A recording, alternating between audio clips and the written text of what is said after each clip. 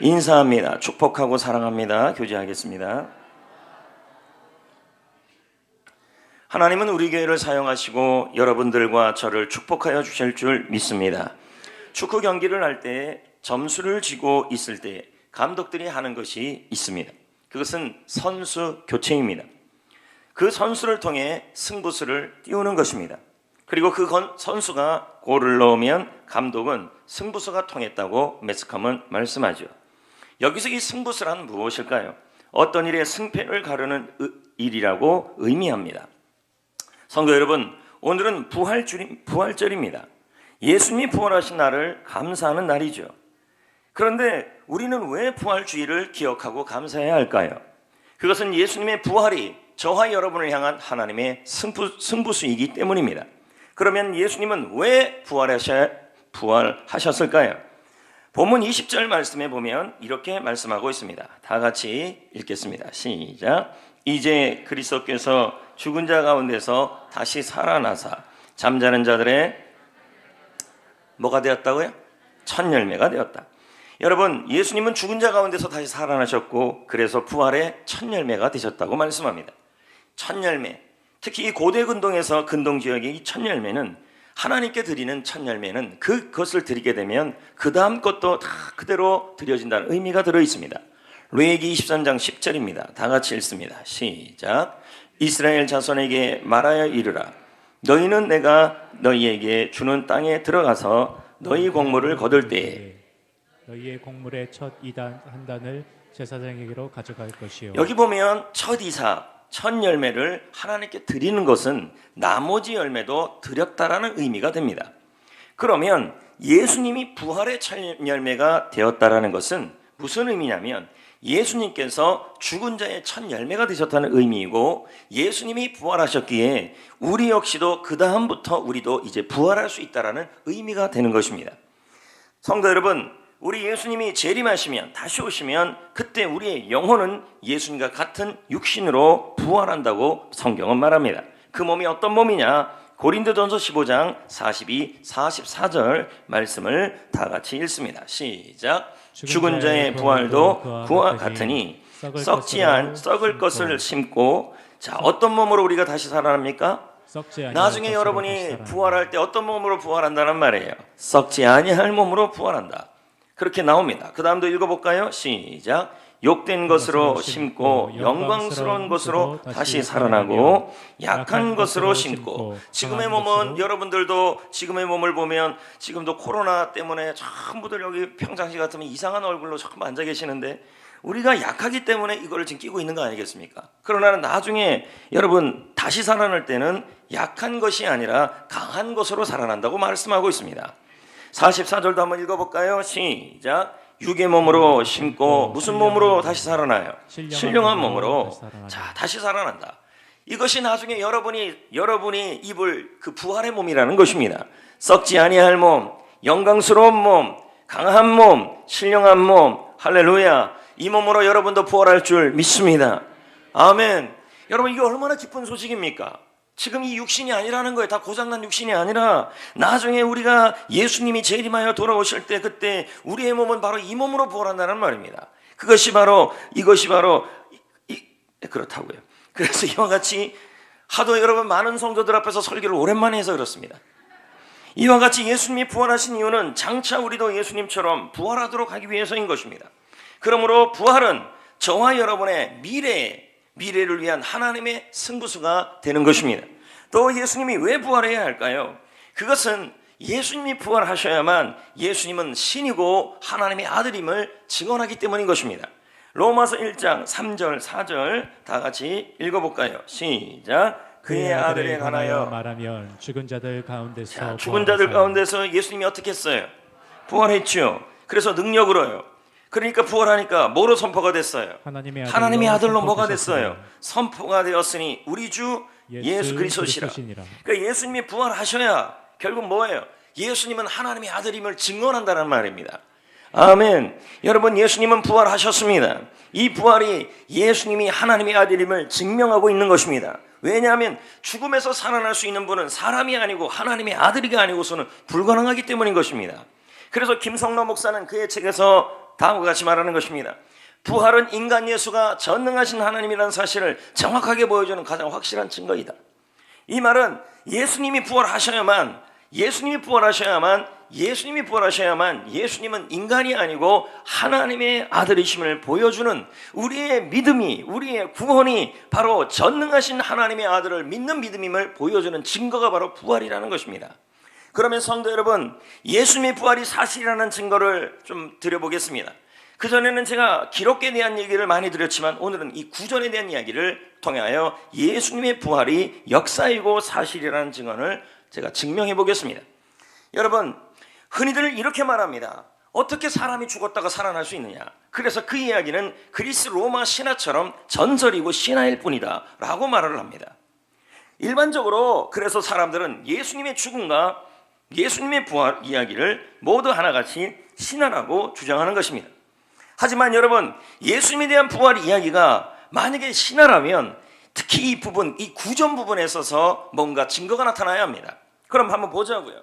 여러분, 예수님의 이 부활 이야기, 예수님에 관련된 이야기, 특히 예수님이 죽었다가 살아난 이 이야기는 구전이란 말은 말로 전해 내려오는 이야기를 의미합니다. 근데 그 구전의 기간이 매우 짧다는 겁니다. 과거에 저는 이런 얘기를 증명하면서 그랬습니다. 예수님 신약 성경은 사본이 많다, 뭐가 많다 하면서 제가 그런 걸 증언했습니다. 그런데 오늘은 그것뿐만 아니라 이 구전 부분을 한번 점검해 보겠다는 것입니다. 여러분, 예수님의 구전 기간이 예수님이 부활하셨다라는 이야기가 전해 내려오는데 그 이야기가 글로 기록되는 그 기간이 너무 짧아요. 그렇기 때문에 너무 짧기 때문에 예수님의 부활 이야기는 신화가 아니라고 지금 설명하고 있는 겁니다. 왜냐하면 많은 신화를 연구하는 학자들은 말하기를 역사상 짧은 구전 기간 내에 이야기가 누구에 대해서 이야기가 전해 내려오는데 그 이야기가 전해 내려오는 이야기를 글로 기록하는 그 기간이 짧은 기간 안에 신화가 발생한 경우는 없다라는 겁니다. 그래서 신화로 발전하려면 적어도 2세대 이상이 걸린다는 거예요. 그래서 70년, 80년, 90년, 100년 그 정도 지나야 신화가 된다는 거예요. 예를 들면 불경입니다. 불경은 그 석가모니의 말이 입으로 전해 내려왔는데 그것을 기록하는 기간이 그 구전으로 기록되어 있는 기간이 적어도 230년에서 600년이에요. 그렇게 되면 이렇게 이야기가 전해 내려오는 기간이 이렇게 길다라는 말은 이것이 신화가 될 확률이 굉장히 높다라는 말씀입니다. 그리고 공자의 이야기도 마찬가지입니다. 공자가 했던 그 많은 이야기들이 입으로 전해 내려왔는데 그 전해 내려오다가 기록된 기간이 언제냐면 300년이 넘는다는 것입니다. 그러면 여러분도 알다시피 알렉산더 대왕이 있는데 이 알렉산더 대왕에 대한 이야기가 실제로 기록된 기간이 어느 정도 되냐면 알렉산더 대왕이 무슨 전쟁을 했다, 어떻게 싸웠다, 그런 이야기가 입술로 전해오다가 그것이 기록된 구전으로 전해오던 기간이 몇 년이냐면 약 400년입니다. 그리고 400년 만에 글이 기록됐다는 겁니다. 또한 로마 황제들의 이야기들이 입으로 전해오는 이야기들이 약 100년에서 200년 이상 전해오는 이야기를 그 이후에 100년, 200년이 지난 다음에 시저, 네로 그런 이야기들이 기록됐다는 것입니다. 이미 100년이 넘어갔으니 사실이기도 하지만 그 속에서 허구도 있다는 얘기예요. 그럼 예수님은요?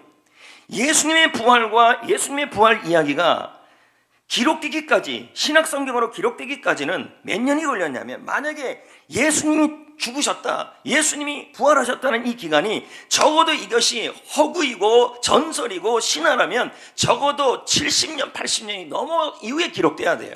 근데 이 이야기로 전해왔던 예수님의 부활 이야기가 글로 기록됐던 그 시간이 언제냐면 예수님이 죽음 이후에 16년부터 예수님이 33년에 돌아가셨는데 33년에 돌아가신 이후에 16년부터 이게 이야기로 전해오다가 16년 지난 다음부터 글로 쓰기 시작했다는 거예요. 이 말은 예수님의 부활 이야기가 신화가 될 수 있는 시간이 없었다는 얘기예요. 예수님의 부활 이야기는 사실이고 역사이고 이 말은 예수님은 하나님의 아들임을 지금 증명하고 있는 거예요. 여러분이 지금 믿는 예수님, 예전에 지금 예수 믿기 힘든 이 시절에서도 예배당에 나와서 신앙을 지키고 믿음을 지키고 차라리 요즘은 예수 안 믿는 게 더 나을 수도 있습니다. 왜요? 예수 믿으면 욕하는 세상이 돼버렸어요. 근데 지금의 세상뿐만 아니라 초대교회 때도 이런 세상이었어요. 그럼에도 불구하고 우리가 예수를 되어야 될 이유는 내가 믿는 예수님은 부활했던 예수님은 거짓이 아니고 신화가 아니고 전설이 아니라 예수님이 죽었다가 살아났던 그 이야기 자체는 바로 뭐냐면 역사이고 사실이라는 것이 신화가 될 수 없다는 사실이 지금 증명이 되고 있다는 것입니다. 우리가 믿는 예수는 가짜가 아니고 부활도 가짜가 아니라는 얘기죠. 하나 더 예를 들어봅시다. 여러분, 예수님의 부활 이야기가 만약에 거짓말이고 허구라면 예수님이 기록했던 예수님에 대한 그 죽었다가 살아났던 그 이야기가 전달될 때 그것에 대해서 있을 때 그것을 목격했던 사람들이 있을 때 만약에 거기서 허구를 얘기한다면 돼요, 안 돼요? 너무 어려워요. 자, 예를 들면 이런 겁니다. 제가 목격자예요. 고개 좀 들면 안 돼요, 여러분? 제가 목격자예요. 네? 얘가 이쪽이 사실이에요. 사실을 얘기하면서 내가 봤는데, 내가 눈을 이만큼 얘기하고 있는, 살아서 얘기하고 있는, 보고 있는데 거짓말 얘기하면 돼요, 안 돼요? 이 말이 무슨 말이냐면 예수님이 죽었다가 살아났던 그 목격자들이 살아있는데 만약에 예수의 부활을 기록했다고 지금 기록했는데 그것을 거짓으로 기록했다 그러면 사람들이 가만히 있겠냐는 거죠. 여러분, 당시 유대인들의 전승에 따르면 유대인들은 구전을 굉장히 강조를 해요. 근데 유대인들의 이 구전은 일반적으로 우리 대한민국의 전설 따라 삼천리가 아니라 구전을 기록할 때는 증거가 없으면 구전을 절대로 말하지 않아요. 그만큼 구전이 중요하다는 거예요. 이야기로 전해지는 이야기가. 근데 이 부분에 대하여 고린도전서 15장 3절 4절에 다음과 같이 기록하고 있어요. 자, 볼까요? 읽어볼까요? 시작. 내가 받은 것을, 내가는 누구예요? 바울이에요. 바울이 지금 뭐 하고 있어요? 받았다예요. 들었다는 얘기예요. 그럼 이건 무슨 말이에요? 이 구절이 왜 중요하냐면 구전을 좀 설명하고 있어요. 사도 바울이 예수님께서 부활했던 얘기를 내가 들었다는 얘기예요. 들었는데 이것을 지금 뭐 하고 있는 가 전하고 있다는 얘기예요. 이해되시겠어요? 뭔 말인지요? 자, 계속 보세요. 그 내용이 뭐냐? 이는 성경대로, 시작. 이는 성경대로 그리스도께서 우리를 위하여 죽으시고 장사 지낸 바 되셨다가 성경대로 사흘 만에 다시 살아나사. 그럼 바울이 들은 내용이 뭐예요?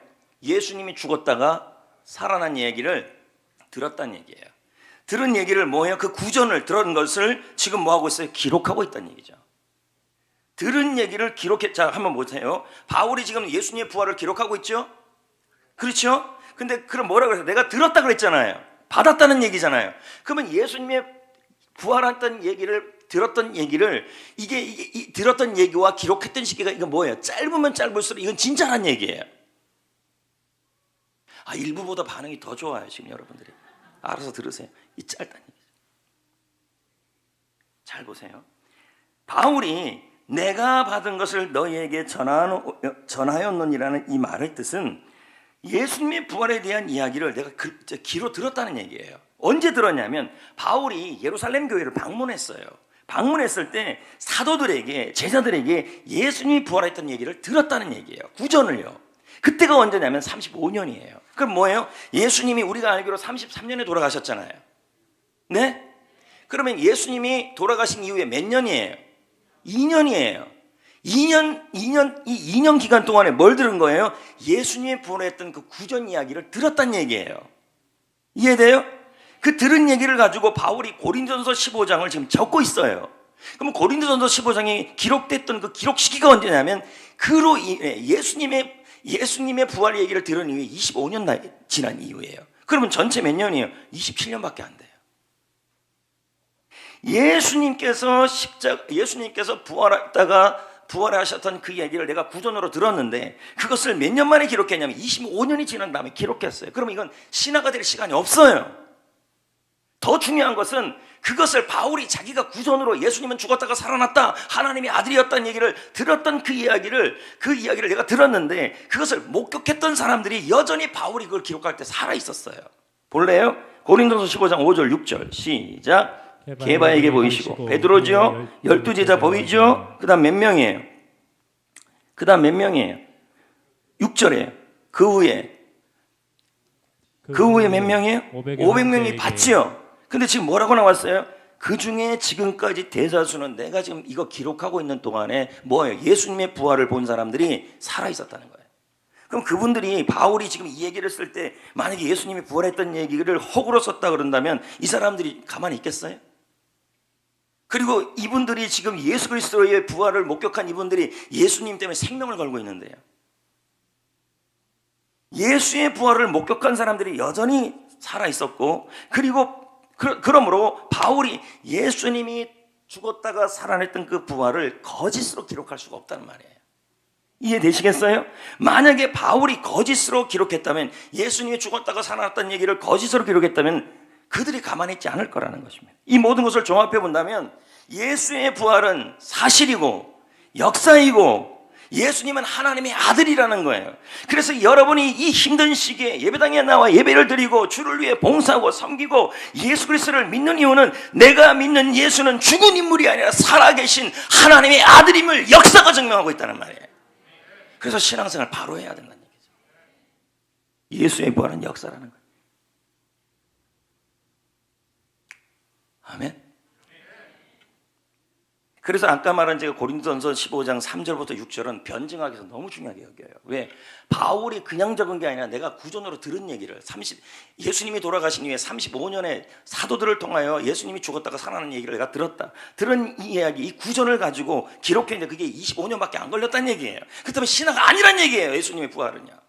거기다가 또 그 기록했던 얘기를 목격하는 사람들이 여전히 목격자들이 살아있었다는 얘기예요. 그것도 500명이 넘게. 그렇다면 이 부활을 거짓으로 기록할 수 없어요. 이 말은 예수의 부활은 사실이고 예수님은 하나님의 아들임을 선포가 있다는 말이에요. 역사라는 얘기죠. 그래서 우리가 예수를 생명 걸고 믿어야 하고 잘 믿어야 하고. 할렐루야. 성도 여러분, 예수님의 부활이 왜 우리를 위한 하나님의 승부수일까요? 그것은 51절 52절에 또 설명하고 있습니다. 자, 다 같이 또 읽어볼까요? 시작. 보라 내게 너희에게 비밀을 말하노니 뭐라고 설명하고 있어요? 중요한 비밀을 알려준다는 말. 지금 여러분에게 비밀을 알려준다는 거예요. 너무 뭐예요? 너무 알고 싶어요. 그 비밀을 지금 알려주겠다. 여러분의 미래에 대한 비밀이요. 볼까요? 시작. 우리가 다 잠잘 것이 아니라 뭐라 그래요? 마지막 나팔에. 여기가 언젠데요? 예수님이 재림하실 때, 예수님이 다시 오실 때 여러분이 갑자기 다 몸이 변한다는 거예요. 어떤 몸으로요? 지금 이 몸이 이 몸뚱아리가 아니라 어떤 몸뚱아리. 그럼 저도 나중에 부활할 때 어떤 몸뚱아리가 갈까요? 배도 들어가고 할렐루야. 다 이게 몸도 줌지고 주름살도 다 없이고 흰머리도 다 사라지고 할렐루야. 저도 지금 흰머리 있는 흰머리 빼다가 머리 빠질 것 같아요. 계속 52절 시작. 나팔 소리가 나매 죽은 자들이 썩지 아니할 것으로 다시 우리도 뭐 한대요? 변화되리라. 예수님의 부활이 우리를 위한 하나님의 승부수가 되는 이유는 장차 여러분의 미래가 여러분이 썩지 아니할 몸으로 부활하고 사망을 이기고 할렐루야. 그래서 우리 부활에는 세 가지가 있는데 첫 번째 부활이 무슨 부활인지 아십니까? 과거의 부활입니다. 예수님이 과거에 부활해 주신 거죠.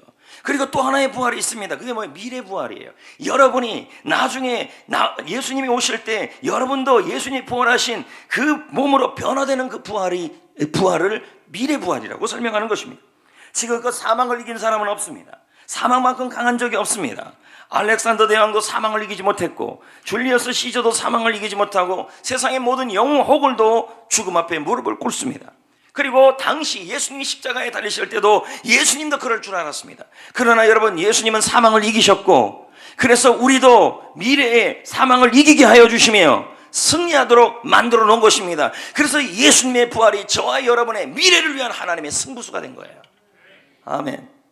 그러므로 여러분, 우리는 병마 앞에 죽음 앞에서도 사실 겁을 들려야 돼요. 병 앞에서 벌벌벌벌 떠는 인생이 아니라는 얘기죠. 성도 여러분, 복음을 전하다가 로마의 감옥에 갇혔던 바울, 복음 때문에 죽음을 맞이했고 복음 때문에 쓰러지고 복음 때문에 연약해서 힘들어졌습니다. 그러므로 불구하고 바울은 죽음 앞에 불안해하지 않습니다. 디모데후서 4장 6절 8절 사도 바울의 고백을 들어봅시다. 전제와 같이 다 같이 읽습니다. 시작. 전제와 같이 내가 벌써 부어지고 나의 떠날 시각이 곧 가까웠다. 이제 죽을 거란 얘기죠. 근데 바울이 이 죽음 앞에 두려워하지 않아요. 볼까요? 시작. 나는 선한 싸움을 싸우고 달려갈 길을 마치고 믿음을 지켰다. 그 다음은요. 시작. 이제 후로는 나를 위하여 의의 면류관이 예비되었으므로 주 곧 의로우신 재판장이 그날에 내게 주실 것이며 내게만 아니라 주의 나타나심을 사모하는 모든 자에게로다. 그렇게 나와 있습니다.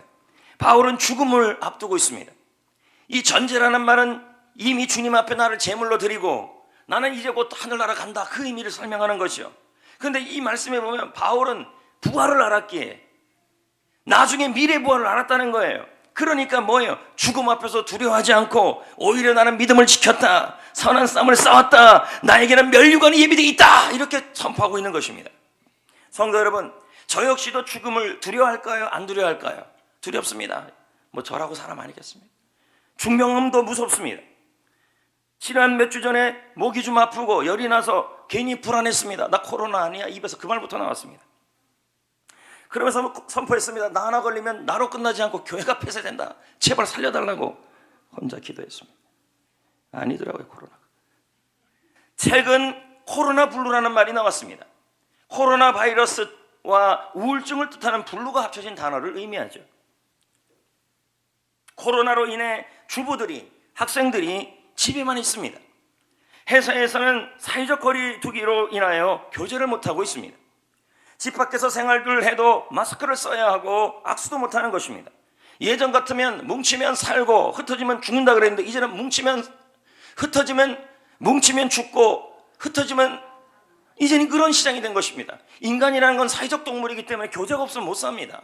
근데 지금 현실이 그렇게 돼 있다는 거예요. 그러니까 사람들이 뭐가 생기는 거예요? 코로나 블루, 우울증이 생기는 거죠. 매일 쏟아지는 코로나 관련 뉴스로 인하여 감염에 대한 두려움까지 생기고 있습니다. 가족에게 감염시키면 어쩌나, 동료에게 감염시키면 어쩌나. 그래서 우리는 마음이 답답해지고 우울해지고 불안해지고 이걸 뭐라 그러냐면 코로나 블루라고 얘기를 합니다. 집에만 있기 때문에. 예전에 우리 교회 가운데 중병에 걸린 분이 신방한 적이 있었습니다. 제가 물었습니다. 지금 돌아가셔도 천국에서 하나님 만나고 예수님 만날 그러한 준비가 되어 있습니까? 그분은 선뜻 대답하지 못하더라는 것입니다. 죽음을 두려워했습니다. 왜 그랬을까요? 죽음 이후에 장차 죽음을 이기고 다시 살아날 거라는 확신이 없기 때문인 것입니다. 그러니 질병이 두렵고 죽음이 불안한 것이죠. 헨리 나우엔의 책을 보면 이런 이야기가 있습니다. 해산달이 가까워 오는데 뱃속에서 쌍둥이가 밀려서 내려오고 있었습니다. 쌍둥이가 버둥버둥거리고 있었어요. 아, 이 속은 참 따뜻하다. 영양분도 다 공급되고 있다. 근데 왜 자꾸 내려가는 거야? 내려가기 싫어. 밖으로 안 나갈 거야. 우리 두 손 꽉 잡고 내려가지 말자. 쌍둥이들이 그러고 있었다는 겁니다. 나는 절대로 안 나갈 거야. 그러나 시간이 되자 쌍둥이는 안 나가고 싶어도 나갈 수밖에 없습니다. 유도분만이 되기 시작하니까 어떻게 하겠습니까? 엄마의 자궁에서 바깥 세계에서로 그냥 밀려 나온 것입니다. 그랬더니 컴컴한 자궁 안이 좋은 줄 알았더니 나와보니까 웬걸요? 벚꽃이 피어 있는 것입니다. 세상이 너무 밝아요. 나무도 우거지고요. 박수 쳐줘요. 잘 나왔다고 엉덩이도 때려줘요. 쌍둥이들은 외쳤어요. 아, 이런 세상이 기다리고 있었구나. 진작 나올걸. 괜히 고생했다. 헨리 나우엔은 말합니다. 우리는 70년, 80년 사는 이 세상은, 우리가 사는 이 세상은 어머니의 자궁 속에서 사는 것 같다. 이 세상이라는 자궁에서 벗어나는 날, 이 세상보다 훨씬 좋은 세상, 빛나는 천국이 우리를 기다리고 있을 것이다. 여러분, 예수님이 죽었다가 살아났던 그 부활이 역사이고 사실이라는 걸 제가 증언했습니다. 그렇다면 성경이 기록되어 있던 이 천국도 지옥도 사실이라는 얘기예요. 할렐루야. 기다리고 있다라는 겁니다. 지금이 좋아서 나는 죽기 싫어, 나는 빨리 죽기 싫어, 나 병 걸려서 어떻게, 이렇게 얘기하고 우리는 쌍둥이처럼 손을 붙잡고 있지만 사실은 그게 아니라는 거예요. 죽음 이후의 세상은 훨씬 더 엄마 밖 자궁처럼, 엄마 밖에 있는 세상처럼 훨씬 더 밝은 세상이 기다리고 있다는 것입니다. 장차 부활하여 천국에 들어갈 것이다. 헨리 나우엔의 말을 계속 제가 읽겠습니다. 예수를 믿는 사람에도 불구하고 부활에 대한 확신이 없다면 중병 앞에서 무서워할 것이다. 내가 얼마나 아픈지 알아요? 내가 얼마나 힘든지 알아요? 죽음을 두려워할 것입니다. 성도 여러분, 장례식에 가면 이 땅에서의 이별로 인하여 슬퍼서 우는 사람들이 있습니다. 이해되죠? 하지만 하늘나라 관점에서 보면 이렇습니다. 천국에서는 우리가 죽음을 예수 그리스도를 믿고 부활을 믿고 살아가는 우리가 죽음을 맞이할 때 천국에서는 새 생명을 받기 위해서 기다리는 산부인과 분만실 같을 것입니다. 가족들과 친지들과 베드로와 요셉과 그리고 예수님이 여러분 모포를 들고 할렐루야 다 기다리고 그리고 기다리고 있을 것입니다. 그리고 태어나는 즉시 기뻐서 이 천국에서 나오는 즉시 기뻐서 우리를 그렇게 받아서 기다리고 있을 거라는 것입니다. 우리는 죽음을 두려워하지 않고 살아갈 수 있는 것은 예수님의 부활이 우리의 미래에 대한 승부수를 띄워놨습니다. 그래서 그 부활 덕분에 우리 역시도 장차 저 세상에서 저 하늘나라에서 예수 그리스도가 오실 때 예수님의 그 몸으로 부활하여서 하늘나라 갈 수 있는 그런 은혜를 누릴 수 있기 때문에 이 부활이 미래를 위한 승부수가 되는 것입니다. 그런데 여러분, 제가 아까 부활이 세 가지가 있다 그랬습니다. 예수님이 부활하신 과거의 부활, 그리고 그 예수님 덕분에 장차 예수 그리스도가 오실 때 내가 부활할 미래의 부활, 그러나 또 하나의 부활이 있습니다. 그 부활이 바로 현재의 부활입니다. 예수님은 지금도 우리를 위하여 부활의 능력을 주어주셔서 지금의 이 고난도 이길 수 있도록 도와주신다라는 말씀입니다. 57절 58절 말씀을 다 같이 읽어보겠습니다. 시작. 우리 주 예수 그리스도로 말미암아 우리에게 승리를 주시는 하나님께 감사하노니. 여기서 승리를 주시는 것은 과거가 아니라 지금을 주시는 거예요. 그리고 이게 로마서 57, 58장은요 고린도서 15장이에요. 그러면 부활장이죠. 여기서 이 주 예수 그리스도는 누구를 의미할까요? 부활하신 예수님이죠. 부활하신 예수님이 현재 여러분의 삶을 오뚜기처럼 일어나게 하신다. 이게 현재 부활이에요. 그래서 여러분은 어떻게, 이걸 아는 사람들은 58절에 어떻게 살 수 있어요? 그러므로 내 사랑하는 형제들아 어떻게 해요? 견실하며 흔들리지 말고 항상 주의 일에 더욱 힘쓰는 자들이 되라. 이는 너희 수고가 주 안에서 헛되지 않은 줄을 알미라. 이 땅에서 여러분 고난 때문에, 질병 때문에, 아픔 때문에 여러분 쓰러지지 말고 오뚜기같이 일어나서 부활의 자신 주님과 함께 이 땅에서 승리하여 주시면, 그래서 그럴수록 더욱더 열심히 주의 일을 하면 주님께서 헛되지 않게 하여 주신다고 말씀하고 있는 것입니다. 할렐루야. 여러분, 예수님의 부활은 과거로 끝난 것도 아니고 미래에 오는 것도 뿐만이 아니라 지금 현재에도 여러분 가운데 환경을 이기고 고난을 이기고 어떤 상황에서도 어떻게처럼 일어날 수 있도록 여러분 옆에서 힘을 주시는 줄 믿습니다. 그래서 예수님의 부활은 저와 여러분의 현재의 승부수도 되는 것입니다. 사도 바울도 그랬습니다. 디모데후서 4장 16절에 보면요, 바울이 얼마나 힘들었는지를 지금 설명하고 있어요. 읽어볼까요? 시작. 내가 처음 변명할 때, 이게 무슨 말일까요? 바울이 감옥에 gat혔는데 로마 재판정에서 변호를 할 때라는 얘기죠. 계속 읽어볼까요? 시작. 나와 함께한 자가 없고 다 나를 버렸으나 그들에게 허물을 돌리지 않기를 원하노라. 바울이 지금 재판정에서 서 있는데 바울을 도와줄 사람이 한 명도 없었다는 거죠. 다 떠나갔다는 것입니다. 왜요? 생명의 위협이 올까 봐, 불이익이 올까 봐 아파가지고 그냥 사도 바울을 떠났다는 얘기죠. 그럼에도 불구하고 바울이 흔들리지 않았어요. 왜 그랬을까요? 어떻게 그럴 수 있을까요? 4장 16절이 전해서 17절 말씀에 그 답이 있어요. 읽어볼까요? 시작. 주께서 내 곁에 서서 나에게 뭘 줬어요? 뭘 주고 있어요? 지하 감옥에 홀로 갇혀있던 바울이 그래도 당당하고 현실을 오뚜기처럼 이길 수 있었고, 믿었던 사람이, 신세진 사람이 다 떠나가고 바울 혼자 남았을 때도 바울이 당당하게 살아갈 수 있었고 오뚜기처럼 살아갈 수 있었던 것은 바울 옆에 주께서 서서 바울에게 뭘 준 거예요? 힘을 주었다는 것입니다. 왜 바울이 오뚜기같이 주님이 일으켰냐는 거예요. 그 이유가 지금 계속 나와요. 17절 말씀에 나에게 힘을 주시면, 그 다음이요. 시작. 나로 말미암아 선포된 말씀이 온전히 전파되어 모든 이방인이 듣게 하려 하심이니. 그러면 현재 고난을 주님이 바울을 이기게 하신 이유가 뭐예요? 부활하신 주님이 바울 옆에서 바울에게 힘을 주고 강건케 하셔서 이 고난을 이기게 하신 이유가 뭐냐면 복음을 전파하라고요. 할렐루야. 복음의 사역을 하라고 주님께서, 부활하신 주님이 바울 옆에 서서 힘을 줬다는 얘기예요. 성도 여러분, 도움을 준 친구로부터 배신을 당하고 믿었던 사람들에게 손해를 당한 경우가 있죠. 사자 같은 환난 때문에 두려움을 느낀 적도 있고 있을 것입니다. 부활하신 주님이 여러분 곁에서 현재 부활을 주신다는 것입니다. 힘을 주시고 강건케 하여 주시고 여러분 곁에 서서 지금의 이 고난을 이겨서 건져내서 승리하고 오뜨기처럼 다시 한번 일어나 이 상황을 극복하게 만들어 주신다는 말입니다. 왜요? 여러분에게 돈 벌기만 하기 위해서가 아니라 여러분의 힘을 주시는 것은 이 모든 상황을 이겨내서 하나님의 복음을 이방인들도 듣게 하기 위해서라는 거죠. 한명철 목사 책에 보면 이런 이야기가 있어요. 인간은 지옥에 가기 전에 이미 이 땅에서 이 현실에서 지옥을 경험한다. 우리가 사는 현실은 지옥 같다는 거죠. 더 재미있는 것은 단테의 신곡이라는 책이 있는데 그 책에 보면 성경에는 천국과 지옥은 끊어져서 갈 수가 없는데 단테의 신곡에는 그렇게 나와 있지가 않아요. 천국과 지옥 사이에 통로가 있다는 거죠. 뭘 설명하는 거냐면 이 땅에서 살아갈 때 어떨 때는 너무 행복해서 천국 같은데 어떨 때는 지옥 같은 삶을 교차한다는 걸 설명하는 거예요. 어제까지는 나라요, 막 행복해요. 오늘은 이런저런 일이 일어나니까 또 내 삶이 현실이 지옥이 된다는 얘기죠. 여기저기서 삶의 터전이 무너지고 예전의 붕괴와는 비교할 수 없는 일들이 연달아 지금 일어나고 있고 좌우 주변을 돌아보면 하룻밤 사이에 모든 것을 잃어버리고 놀란 가슴을 진정시키며 헉헉대는 사람들도 많습니다.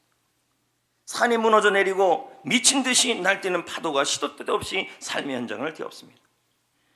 자식이 있고 아이들이 있고 그들을 먹여 살려야 되는데 이런 상황 속에서 열심히 일어나는데도 밑빠진 독에 물붓기처럼 사는 것이 힘들다는 거죠. 열심히 사는데 지옥 같은 거죠. 흉악스러운 일들이 지구촌 곳곳에 일어나고 있고 삶은 고단하고 거기다가 아프고 천국 같은 무거운 몸과 마음으로 하루를 살아가고 있는 거 아닙니까? 저와 여러분에게 비둘기처럼 날개만 있다면 쉴 수 있는 곳으로 날아가고 싶은 것이 우리의 심정일 것입니다. 그러나 지금은 어디 가도 다 큰일 납니다. 하지만 이 세상 어디에도 날아가고 싶지만 마음 편히 쉴 곳이 없고 우리가 사는 것이 불안과 두려움과 그리고 현실이라는 것입니다. 한때 미국 주요 신문의 상담가로 명성을 떨쳤던 사람이 있었어요. 하루에 편지를 10,000통 상담 편지를 받아요.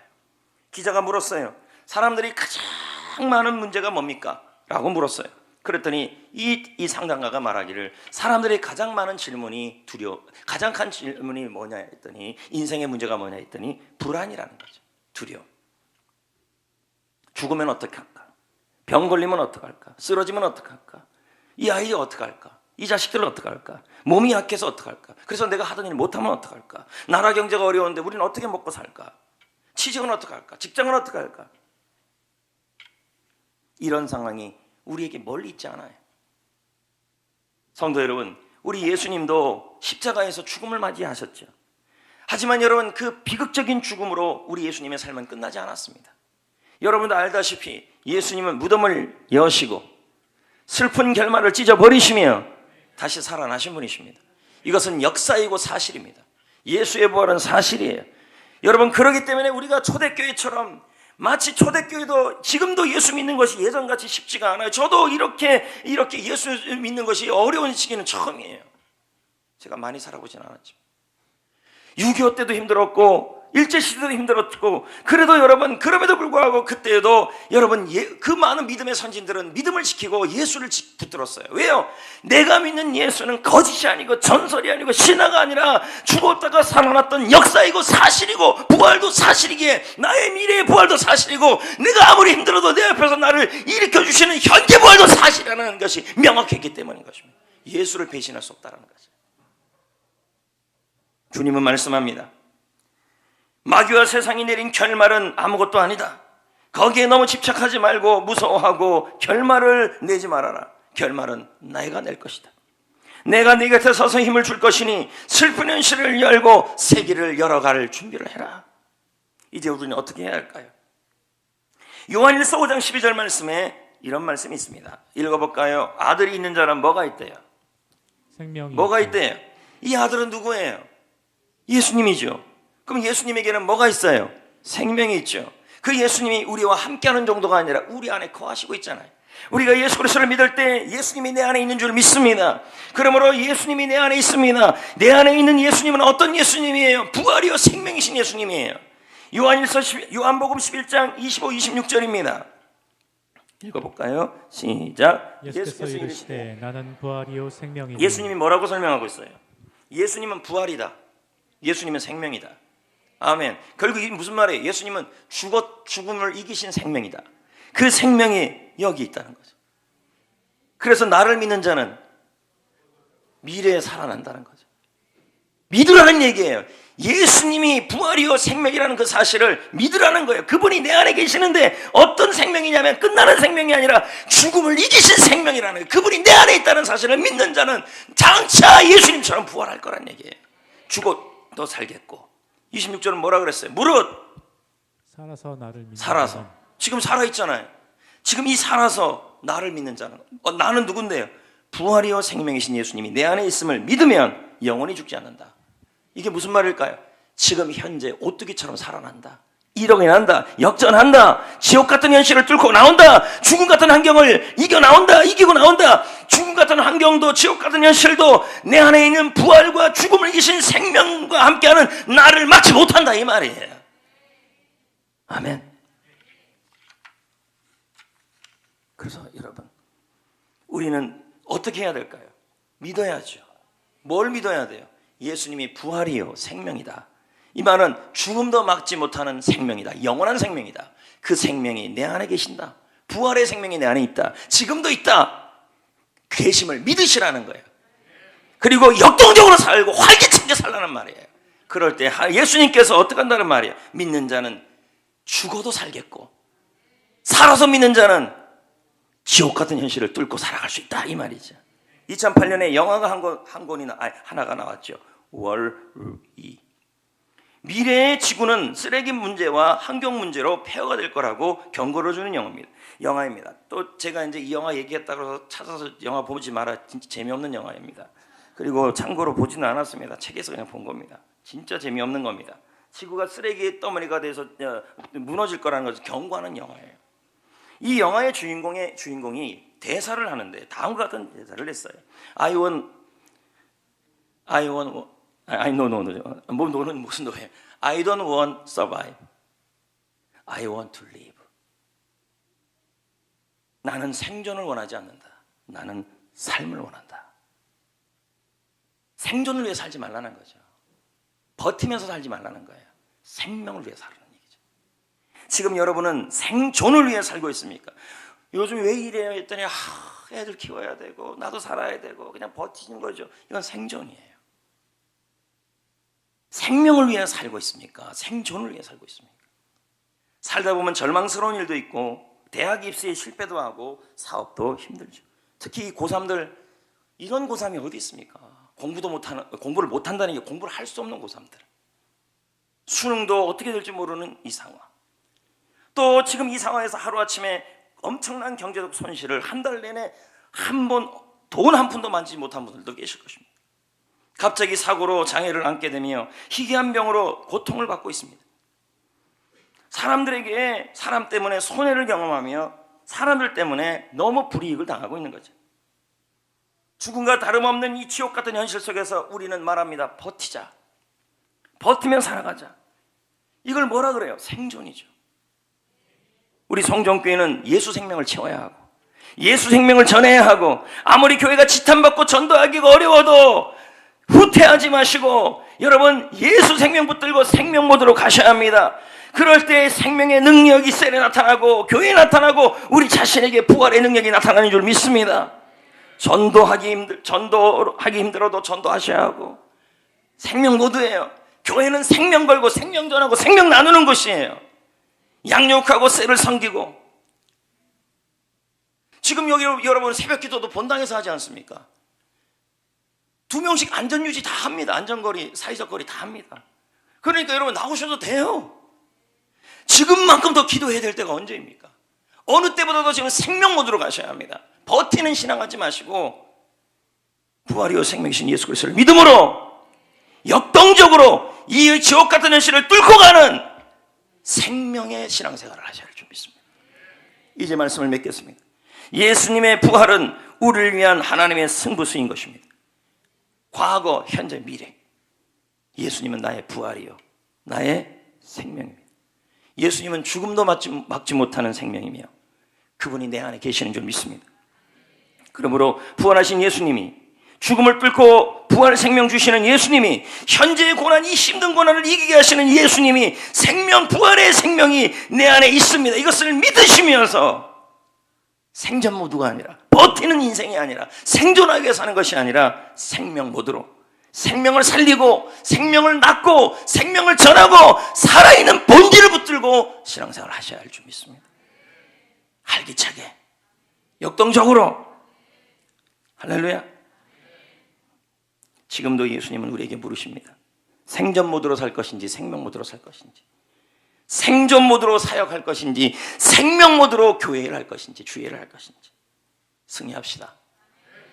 원래 부활절은 너무 감사해서 달걀도 먹고 밥도 먹고 해야 되지만 지금 코로나 때문에 밥도 못 먹잖아요. 그러니까 세 가지일 거예요. 교회 밥 맛있는데 못 먹어서 슬픈 사람.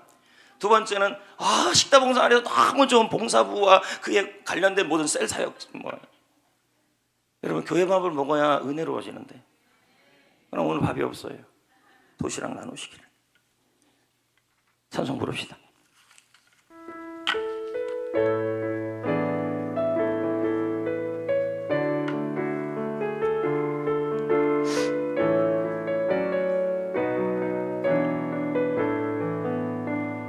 주 하나님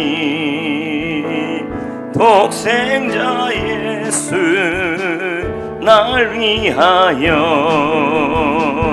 오시었네.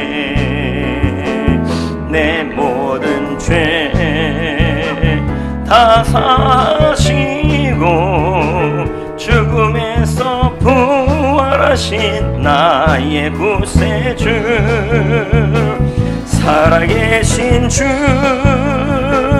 나의 참된 소망, 걱정 근심 전혀 없네. 사랑의 주 내 갈 길 인도하니 내 모든 삶의 기쁨 늘 충만. 아멘. 2절부터는 부활절 감사예물과 관련된 예물들을 하나님께 드리면서 부르겠습니다.